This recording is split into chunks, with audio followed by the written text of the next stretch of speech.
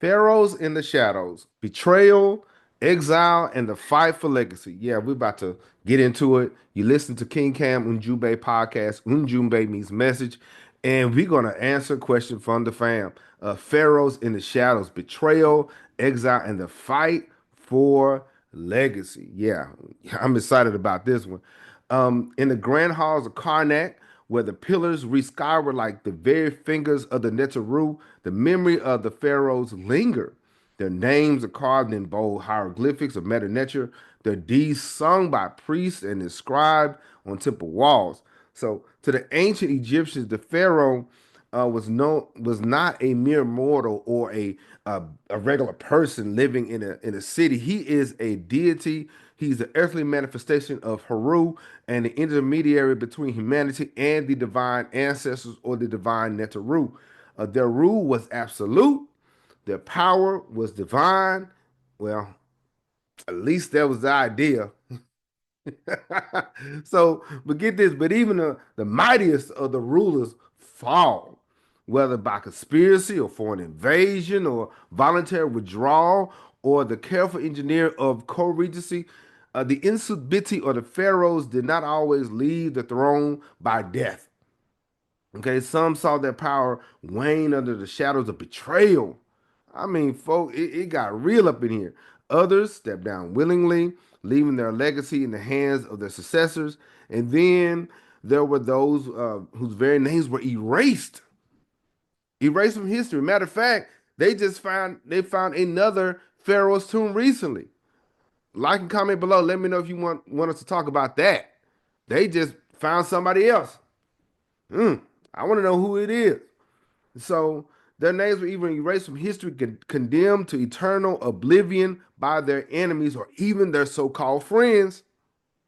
This discussion, we're going to explore this fascinating and often brutal realities faced by the kings of Kemet, who lost their thrones, uncovering the complex interplay of politics.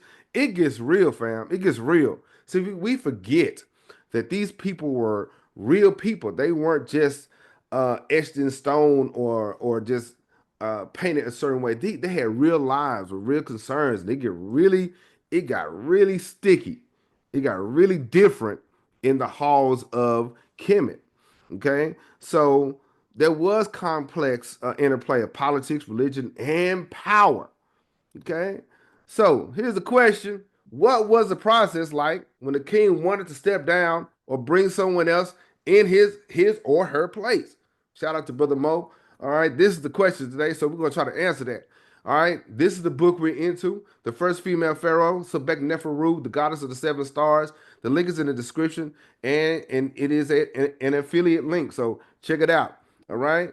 So now, pharaohs in the shadows, betray, exile, and fight for legacy. Why we got to do that? In the vengeful in the vengeful goddess video, we discussed the rise of Sebek Neferu. They talked about the divine right to rule. Why is there an issue? Why did this person has to step down when you were made like this? You were born into this. You were supposed to be the embodiment of power. Okay, you went through all these trials, went through all the priestly initiations, went through the whole process. Okay, matter of fact, Hathor or Heteru basically blessed you into this. Okay, symbolically, the queen mother allowed you to sit in this seat, right? So, because remember, when they were priests or priestesses, because so back Neferu was a priestess. Collins observes she sought wisdom and counsel from the gods to help rule according to Ma'at. This also goes to kings too, and so it illustrated she was the intermediary between her people, the ancestors, and the Neteru. So why is there a problem? Why you got to step down for? What's the deal, right? And then, not to mention, you got to undergo the Hebset festival. The Hebset festival is an ancient Egyptian royal ceremony and ritual of renewal celebrated by pharaohs after 30 years of rule. Then they have to undergo this every 3 to 4 years. It's an important ritual that goes back to pre-dynastic times. The primary purpose to see if this person had the ability to rule. Did you have the power to rule? Were you able, physically fit to rule in this seat because it, like I said before, this was not one of those symbolic figurehead type positions. Some of these pharaohs got active. Some of these pharaohs got into the military field and threw hands too. When you see some of these hieroglyphs and the pharaohs smiting an enemy, they actually did that. All right. So the pharaohs were considered divine intermediaries between the gods and humans. Their physical vitality was connected to the prosperity of Egypt itself. So therefore, if they were not physically fit to rule, it was a reflection of Egypt. So goes the pharaoh, so goes Egypt. What do y'all think? Okay. So this ritual served to symbolically renew the king's rule and demonstrate their continued fitness to govern. You had to be in shape to run this. It wasn't just knowledge based. It wasn't just, oh, I know all the metal nature, I know all the symbolism, I know all the rituals. No, you got to actually get down and be the war hero, the war general. Are you prepared for war? If it comes to it, are you able to go out and lead this army and not just point? All right. So the ritualistic run performed by the pharaoh around the designated course where they could demonstrate physical prowess by running between the markers representing upper and lower Egypt. They had to be in shape. And the pharaoh would wear a special shortened cloak, okay, and hold a royal regalia, including the crook and fail. So everything they had on represented something, right? So some scholars debate this was symbolic. I don't think so. I don't think so. I believe that the pharaohs and the princes or princesses got out there. They had to take a physical fitness test. It wasn't symbolic. It was actual and factual. They had to get out there. What do you think? All right, comment below. Now, so going through these trials, time eludes me. There's other videos where we discuss the priestly process, okay, but they had that process to verify and validate that you were who you say you're supposed to be or who they think you should be. All right, so the divine right to rule. Now, so back to the question: what was it after all that? What was the process like when the king wanted to step down? Okay, so here we go. So write this down: voluntary and abdication and religious withdrawal. Number two, co-regency arrangements as a form of transition. Number three, forced removal or deposition. Foreign conquest and its impact. We're going to talk about the damnatio memory and historical erasure. And we're gonna talk about the legacy today. And yes, I am checking roll. I am still checking roll at the end of class. So you gotta stay and sit back, relax, get a pen and paper. We're gonna get into this conversation. Voluntary abdication, all right, and religious withdrawal. Yeah. So stepping down from the throne was an extraordinary event for any Egyptian ruler, for any matter of fact, anybody, right? The kingship was a divine role, and for a pharaoh to relinquish it to just give it up, in essence, was to abandon a sacred duty. You went through all that just to say, I don't want it no more. Hmm. Yet, there are suggestions that some rulers, and particularly those troubled by spiritual or physical ailment, may have chosen to withdraw from power. Hmm. Now, voluntary abdication and religious withdrawal. Religious motivations, okay? All right, so there are some reasons, all right? Religious motivations, health and personal reasons, and the unconfirmed case of Akhenaten. So these are some of the voluntary or religious reasons why they would step down. For religious reasons, for health, and then we have what they would call the heretic, right? Let's get it. So for religious motivation, religious withdrawal was not unheard of in society, deeply intertwined with the ritual and devotion, right? Pharaohs could in theory, abdicate their worldly power to focus entirely on religious pursuits, often under the pretense of receiving divine visions or attempting to appease the gods. So they're leaving. worldly power to focus entirely on religious pursuits. That's noble, but mm, ain't that what the Heru or the Sphinx or the Heru Immaket is about? You're in total control over all of these things. You're not only control over the physical aspects of things, but also the spiritual aspects of things. So, and matter of fact, let's add it the emotional part. You're supposed to have already got this together. Hmm. So it was believed that a ruler could achieve greater spiritual wisdom by stepping away from the burdens of governance. So that's the religious reason, right? So health and personal reasons, I kind of understand this. I get this, especially when they have to run laps like that. After a while, bro, I can't do all that. Age and illness were practical reasons for a pharaoh to voluntarily step down, right? In such cases, the ruler might retire to a more private life, allowing their heir, be it male or female, we're gonna get into that, male or female, to take on the day-to-day responsibilities of governance. This gradual transfer of power was often marked by ritual ceremonies to legitimize the process. It is always a ritual. It's always a process somewhere. It's not just say, "Hey, it's done." No, there are some things that you have to do. Okay, but I really believe that that's important. Our elders have to be willing to relinquish some things, but also at the same time, our young people, our youth, got to be ready and willing to receive their responsibility. No, they're not going to give you the keys to the kingdom. However, they're going to give you some duties as to how to serve that kingdom. Okay, leaders make leaders, but you got to be in proper position either way, right? Now, the heretic, the unconfirmed case of Akhenaten. Man, this dude is something else, man. He keeps showing up. He keeps showing up in the chat. You understand? One of the most debated examples of voluntary withdrawal is Akhenaten. Okay, the heretic king who abandoned the traditional pantheon in favor of the soul worship of Aten.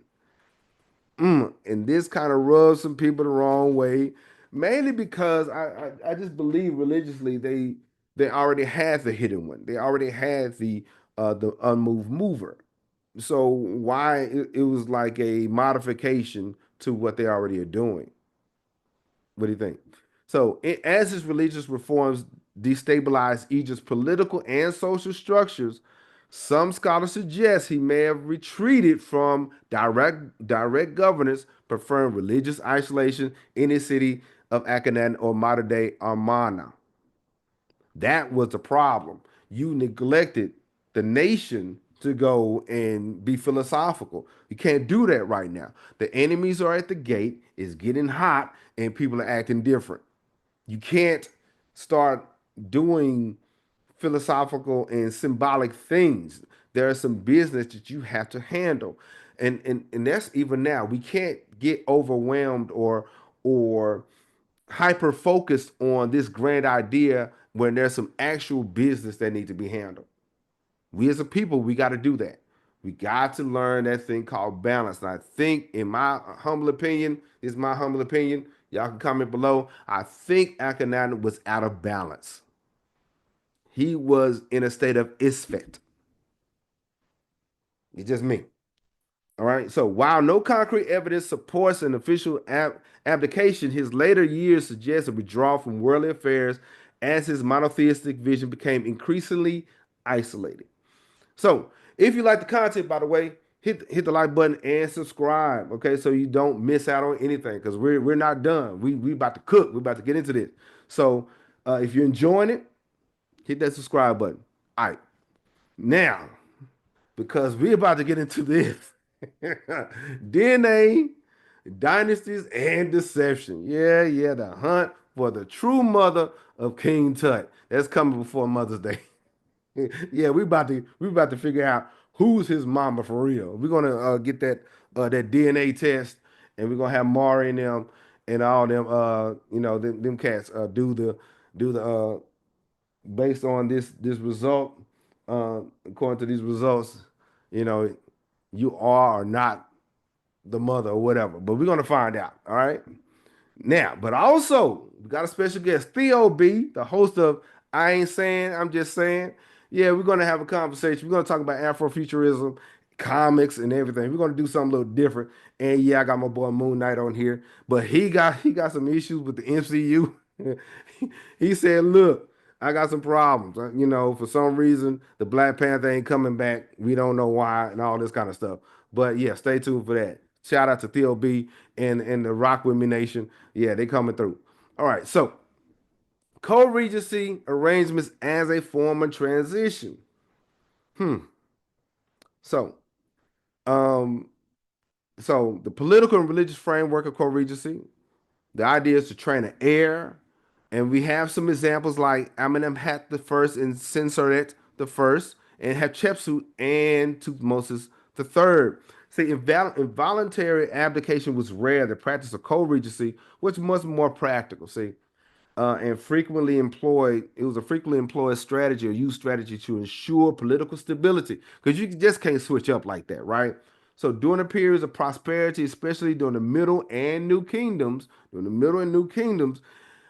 kings and queens often shared power with their designated heirs before their own deaths.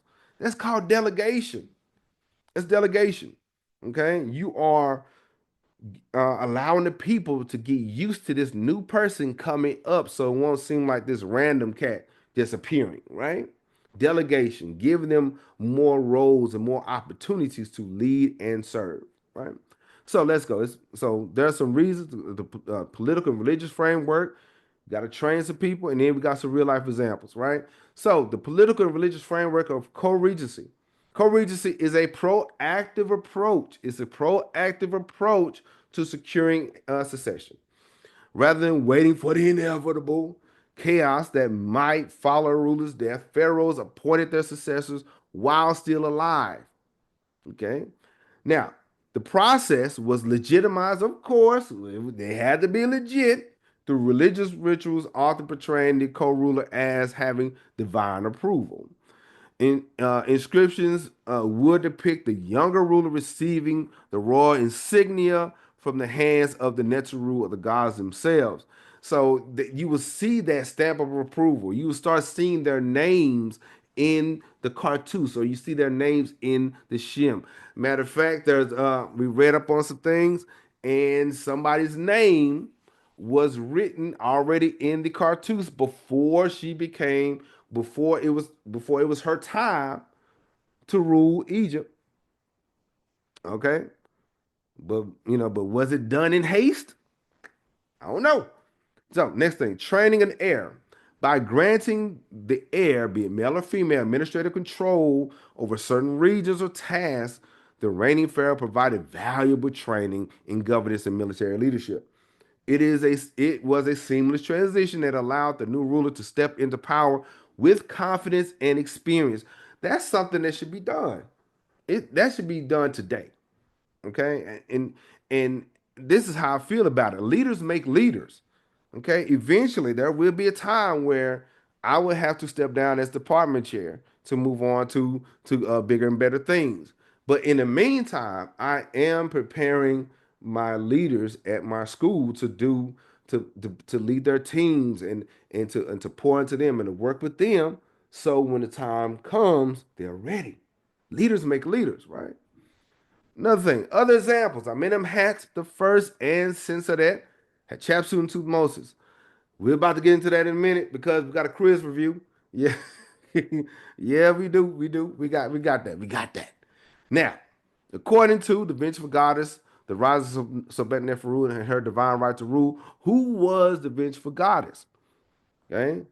Isis, Sekhmet, Nephthys, or Mut, M-U-T, Mut. Okay, the correct answer is segment. So if you answered it correctly, you was paying attention. All right, very good because yeah, the vengeful goddess was segment. Okay, it was a in one story, in one tradition, has Heru in her anger became segment. Okay, she became wrathful, she became vengeful, and all these things. But as I said before, we all have that crash out in us. We all have that person that all you got to do is say go, and they'll go. Okay, it's not just our crazy cousin either. It is us. Okay, but we got to be able to control that. We got to be able to reel it in. We got to be able to use reason and logic before we throw hands, right? So the vengeful goddess is segment. Now, Amenem had the first and censor that. Okay, during the Middle Kingdom,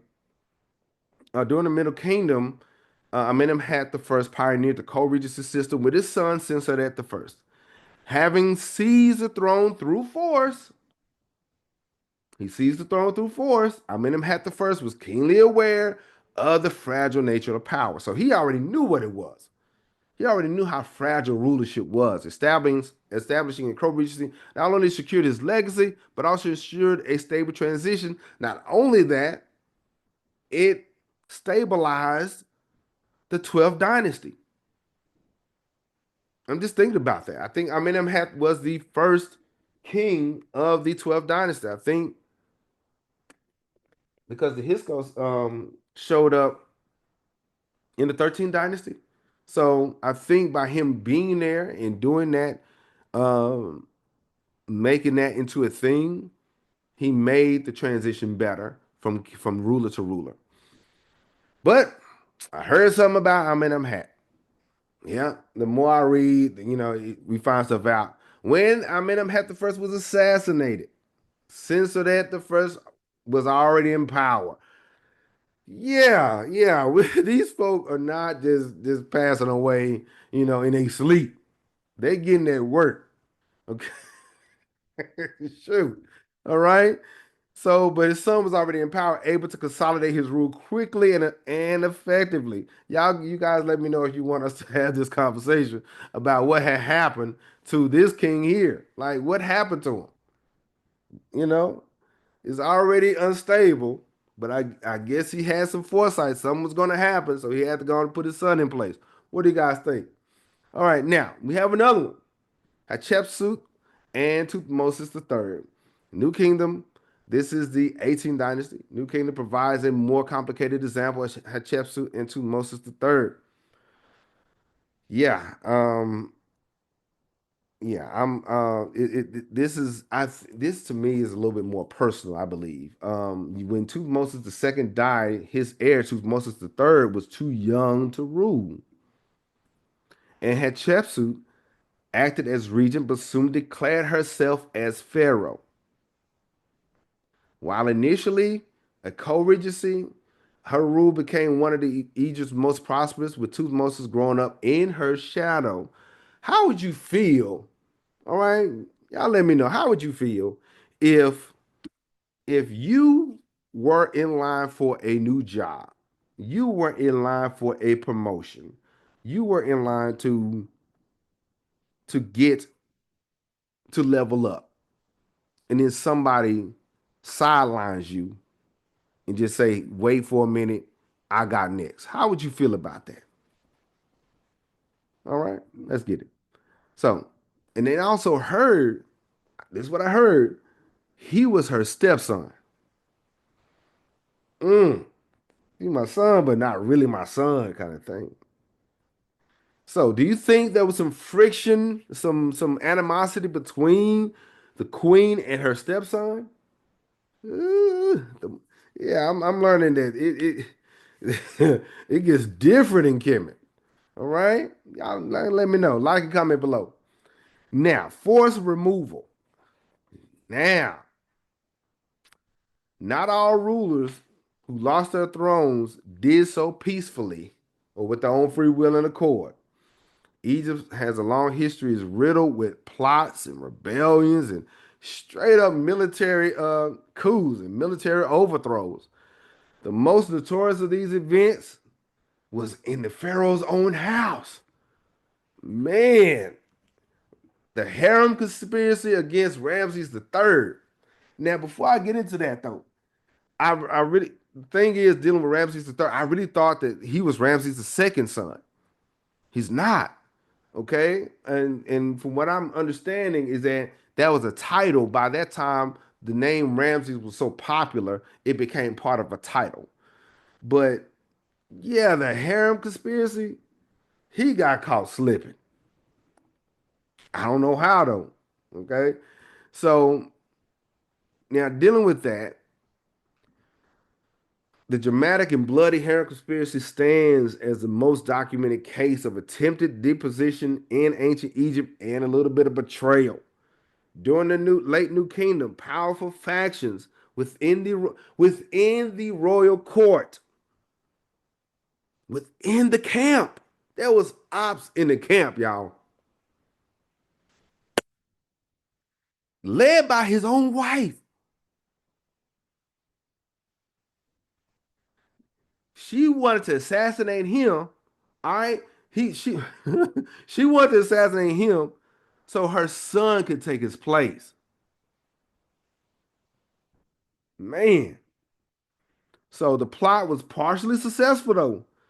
Although Ramsey survived the initial attempt, forensic study of his mummies revealed deep slashes to his throat and all that. They went to work. His death may have been covered up temporarily, but the aftermath was brutal. All right. So there was a special court, a special tribunal was convened, and those who found guilty, including high-ranking officials, military leaders, and members of the harem, were forced to unalive themselves.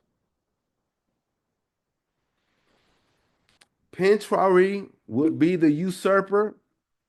He was forced to go ahead and do his own self in. And I understand that it wasn't just the people in the camp or in the court, but there were some foreigners in the southern gate also. It was a lot of moving pieces going on here. Yet, even this brutal retribution did not prevent the eventual decline of the Ramesside dynasty. Now, get this though, if you want me to go into more details about it, because we got some names. We got some names. We got some people. Yeah, if you want me to go into more detail about this assassination of Ramses III, y'all let me know. Comment below. Yeah, we got names, y'all. Man, it gets ignorant, right? Subscribe and comment. Let's go. Wait a minute before we go further. Did you know that Sebek Neferu had a sister? Yeah. And I thought she was only girl, y'all. Her sister's name was Neferu Ptah. And did you know she had a mother? And I'm reading this. The more I'm reading this book, Queen Sebek Neferu, I'm trying to find out who's the real legitimate heir now. Even though she went through the process, I'm finding some other stuff out. There were some other people in the mix. The king had multiple daughters. Mm, yeah, we're about to get into it, so stay tuned. Nefertari, yeah, she was to my understanding, she was the oldest. That's all I'm gonna say about it. That's all I'm gonna say. Oh man. All right, but I got a question though. Sushi or pasta? Okay, you got a choice. If you was at a place, if you had a choice, if that money came in right, okay, which one would you choose? Sushi or pasta? Like and comment below. I'm gonna tell you straight up and down, pasta for me. Okay, that's me. Okay, but y'all let me know. Let's get it. And we got Queens of the South shirts. We got the merch. It's the links in the description. Yeah, we're the people love it, and so we got shirts and everything. Go and get them while supplies last, because in a few months we about to do something else. So go ahead and get you one. All right. Now there was some foreign conquests, and there's some issues. Right, the collapse of the Pharaoh's rule was not always a result of betrayal, but throughout Egypt's history, throughout Kemet's history, foreign powers often seized the throne through force, imposing their own rule and leaving the deposed kings with little more than chains and shadows, right? So it was in the 7th century before Common Era that Egypt's power waned considerably. But we have to understand, by the time anybody got to Egypt, during this time. We're talking about a 4 to 5 thousand year uh, rule, be it up or down. Okay, from like say 4,000 BC all the way up to the 7th century BC. That's a long time. So by the time Greece and Rome and Assyria and all them got there, Egypt was already old and senile. There was no absolute power at that point. So, but when Taharka, the Nubian pharaoh of the 25th dynasty, found himself defending Egypt from the relentless expansion of the Assyrian Empire, it was not only his kingdom at stake, but the very identity as a divine ruler was at stake. So it wasn't just, the kingdom, but his own divine right was in question. And then, so despite his early victories against Esarhaddon, the Assyrian king, Taharka's forces were ultimately overwhelmed. I love Taharka, but yeah, it happened. Esarhaddon captured Memphis or Mennefer, and then he declared himself ruler of Egypt.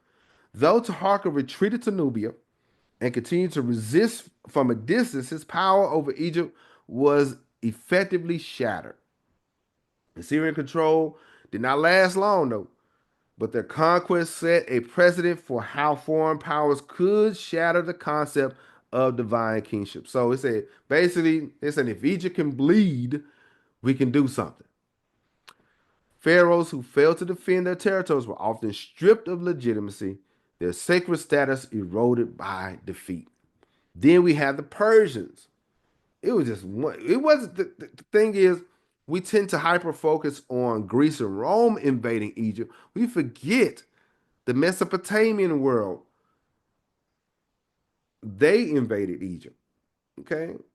So the Persian Empire's conquest of Egypt in 525 before Common Era under Cambyses II was perhaps even more dramatic. Pasmatique III, the last pharaoh of the 26th dynasty, by then, I don't know if he was really real or not, or legit as far as being going through that process of being made king, but he's on record, right? Had only recently ascended to the throne when the Persian armies marched towards his capital in a brutal confrontation at Battle of Pelusium. Pastamik's forces were decisively defeated. Yeah, you just got this seat, and then this problem comes.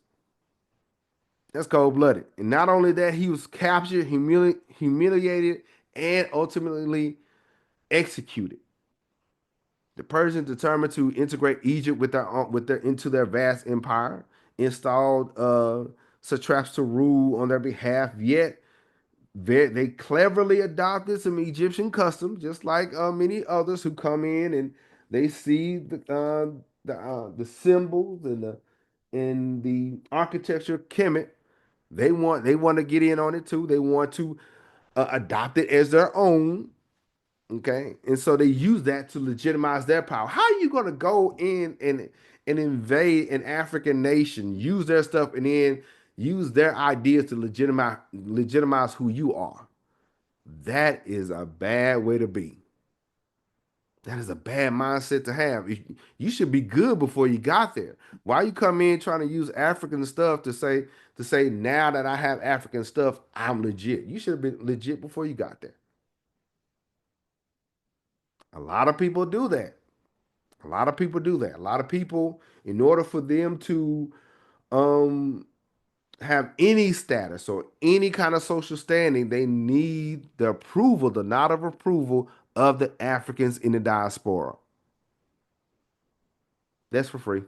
You're welcome. All right. Um, so the Persians approached the rulership to Egypt and they demonstrated manipulation through cultural symbols, while some rulers generally tried to assimilate, others exploited the appearance of divine authority without respecting its symbolic significance. So they didn't care if it represented the ancestors or the Neteru or anything like that. They just going to put it on and wear it. Hmm. They don't care if some of our ancestors or their items are put in their museums. It makes them money. All right. Now, Damnatio Memoriae and Historical Erasure. Now, when I hear this, when I hear this, I think about this movie, John Wick, when he says excommunicado. You know what I'm saying? Like when I hear that in Latin like that, I got to break it down like that. You know what I'm saying? Damnatio Memoriae and Historical Erasure. In other words, excommunicado, right? What happens when a king's fall is not merely political but personal? When enemies and people in their camp seek to annihilate not only their body but their memory. That's you always want to be remembered, right? So the practice of damnatio memoriae was perhaps the most vindictive form of removal and act of destruction that erased the ruler's existence from history itself. That's sending that person to oblivion. That's the reason why, like some of our ancestors would rename children after people because they always want their name to be called. Right? So we got Queen Hatshepsut. The attempt to erase Queen Hatshepsut from history was motivated by religious and cultural concerns. After her death, her co-ruler and stepson, we're not done with that part, Tutmosis III ordered her name and image to be removed from the monuments throughout Egypt. That's cold-blooded. It's cold-blooded. Now, the reasons for that remain is debated. Was it personal? Y'all let me know. Was it a flex to actually reinforce his own legitimacy? Okay, or merely a political statement to ensure continuity of male dominance in the line of kings. So whatever the case, he really tried to wipe her memory away. Her her monuments, even though it's the face like this one, it survived, and in the end, her legacy proved more resilient than her enemies, or would even try to imagine. And then we got him, the tragic legacy of Akhenaten. In my opinion, I think no ruler has suffered this fate more famously than him. See, after a radical religious transformation during the Amarna period, which centered on the worship of the Aten, his successors sought to obliterate all traces of his legacy. So his boy, Horemheb, the military general who assumed power after Tutankhamun and I passed away, he ordered the systematic destruction of Akhenaten's temples and the removal of his name from all records. This boy is supposed to be the military general. You're supposed to be behind the king, but you saw the opportunity. You saw the chance. You know that boy. You know King Tut. You know he's too young. He don't know nothing. I don't. We don't know much about him. So here come the military general using his military influence to take over Egypt. Hmm. And so his erasure was not only, in my opinion, not only political but theological and symbolic. To the priest of Amun, the hidden one, he was a heretic who had disrupted the sacred balance of Ma'at. I told you, in my opinion, he was chaotic. He was out of balance. He was living in Isfet. His eradication from memory was framed as a divine necessity to restore cosmic order. Hmm. But was it too late though? You know. So, look, legacy. So we got to get into that legacy. So surprisingly, not all deposed pharaohs faded into obscurity. In some cases, their legacies endured through religious reverence, political rehabilitation, and cultural memory. We have our boy King Taharka. Though driven from Egypt, Taharka's reputation remained powerful. In Nubia, he was revered as a hero who defended Egypt against the overwhelming odds. His name continued to be honored long after his death, particularly in the temples of Nubia. We're going to get more into Nubia and Ethiopia real soon. Uh, Stay tuned for that. I'm excited. So, particularly in the temples of Nubia, where his monuments were left untouched by foreign conquerors. You had to get down to Nubia to even do anything because they had the Magi down there. That was called Tasseti, the land of the bow, and it was not just in name only. All right, we're gonna talk about Nubia though, and of course the magnificent Jesu, that we talking about the place where Hatshepsut was laid to rest.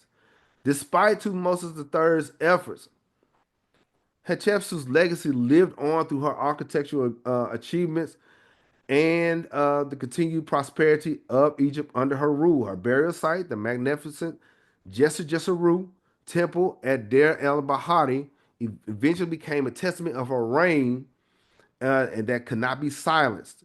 Okay, this is the groundwork. Okay, this is the layout of the temple of Del Bahari. But by the way, she was buried not far from one of the old kingdom kings. Also, pretty interesting. Okay, she was laid to rest not far from a old kingdom monarch. I forgot the name. The name escapes me.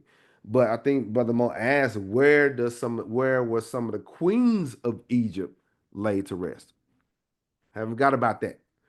So, but if you want me to break this down, okay, we'll have that discussion another day. But yeah, let's get it. And also, if you want me to break down Seneret's the first pyramid, we can have an exclusive discussion on the breakdown of the pyramid and what does it mean and all these things. Okay, y'all let me know because we're going to discuss the Black Pyramid. Where is Sebekneferu laid to rest? We know her father was laid to rest in the Black Pyramid, but we're going to break it down. And of course, the live series finale, the Fall from Grace. What happened to Sebekneferu and Akhenaten? What happened to him? Okay, ironically, the attempts to erase Akhenaten's memory only enhance his legend. When modern archaeologists unearthed the ruins of Amarna, today he is remembered not only as a heretic, but as a visionary whose artistic and religious innovations left a wonderful, a great mark on history. Undeniable. Okay, so the fate of a pharaoh was varied as the reigns they left behind. So some choose to relinquish their power, turning away from the demands of kingship to pursue religious devotion or a life of peace. Others was forced out by rebellion or betrayal or conspiracy or even conquest. Yet, when their names were chiseled from stone or buried in the sands, their stories endured. It lasted forever, right? Just like the Shem, and their name is on the inside of it, means eternity, right? Ancient Egypt's obsession with memory and legacy meant that attempts to erase or diminish the ruler's impact often had the opposite effect. The more you tried to go against them, the higher they rose. So by trying to destroy their legacy, successors unwittingly preserved them for future generations. Divine right of kings may have been the cornerstone of Egyptian ideology, but reality was far more complicated. It got different. The kings of Egypt, the kings of Kemet were not only figures of worship, but also players in a perilous game of power. All right, there was stakes, nothing less than eternity, right? And speaking of that, we're gonna deal with the queens of the Nile. Yes, it's coming up. We're gonna do this live. All right, my top five queens of Nile Valley, and the bonus is we're gonna do this week. Okay, I can't push it back no more. All right, my top five, excluding Cleopatra. I said what I said. It is what it is. Y'all can thumbs that down. I don't care about that. Now, but I need to check roll. I need to check roll. Okay, Peggy Harrison. Okay, if you hear your name, say here. Peggy Harrison, Free Minded 77, Ali 9532, Lily, Peggy Emink. Okay, these guys just subscribe and they adding value to the conversation. Joy Toya, Sharon Musgrave. Okay, Soli Zenith, Runaway Train, One Voice Africa. Shout out to the fam. Ancient Divinations, Mimi, my sister. Shout out to Mimi. Okay, Larry Kelly 6728, Jay Williams. All right, Cheryl Conway, Mikey Majestic, Bishop, Kensu, Comedic Nation. Shout out to the fam. Denuma, Vinyor, Vince Moore, Bars. See, I rhymed right there. Vinyor, Vince Moore. Okay, Jennifer Tatum, Clark Nation Supreme, General Bunches, and Pauline, the TikTok Dance Challenge. All right, if you're present, if you're still here, and I did call your name, like and comment here. Put here in the comment section. Stan, all right, you're a real one. International shout outs Germany, China, Canada, UK, Oak Cliff, Texas, what's going on? Kenya, Ashbourne, Virginia, Senegal, okay, Columbus, Ohio, Nigeria, India, Lambertville, New Jersey. Shout out to New Jersey, Australia, Pflugerville, Texas. All right. If I miss your country or city, let me know. But yeah, if you like this content, share this video on, let me see, Pinterest or Facebook. All right. Now, but we answered the question. What was the process like when the king wanted to step down or bring someone else in his place? But shout out to Brother Mo. We just got to talk about the pharaohs in the shadows, betrayal, exile, and the fight for legacy. If you want to know more about the secret chambers with the pyramids, I got a video about that. If you want to catch up with the Queens of the South series, I got the playlist. All right, you listen to King Cam and Ujumbe podcast. Ujumbe means message, and I will talk to you later. Peace.